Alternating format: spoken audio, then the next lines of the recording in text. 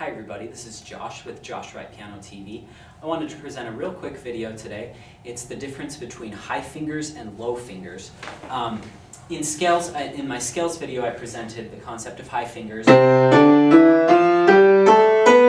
an exercise to build strength and power and get really nice clean releases. After you do high fingers, it's a good idea to practice with close fingers, so not lifting so high. This will help you with speed. Getting really fast, keeping your hands close to the keys. How do you know when to use which? Usually, you want to play your fast passages with close fingers. So, let's say you're playing this Chopin etude.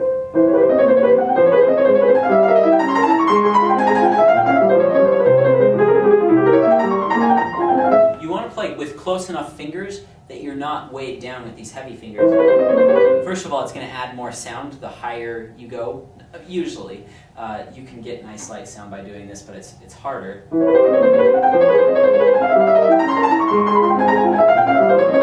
There's other places where you actually want a little bit more lift. A place that I can think of is Mendelssohn G minor concerto.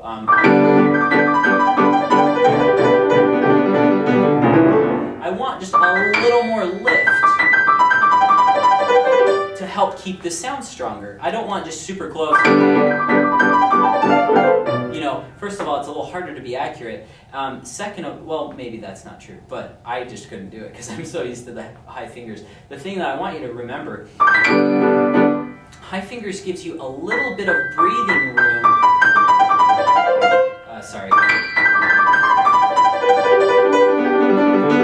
And it gives you that extra power. When you're going in fast tempos and you just need a little more power and you're kind of maxing out your arm weight, you can just lift your fingers a little bit higher and that will help you.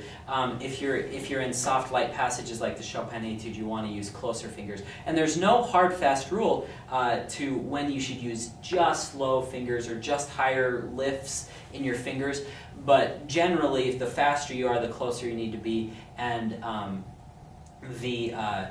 the more powerful you need to be, the higher you can go. The exceptions are in beautiful lyrical pieces. So like this Schubert sonata that I'm playing. Even though it's real slow,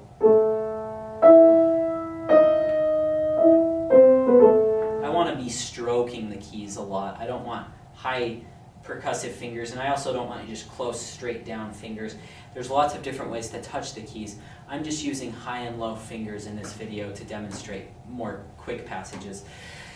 I hope that's been helpful. It just gives you an introduction to it. Again, if you have a specific example you'd like me to look at, just send me a PDF of it to my email.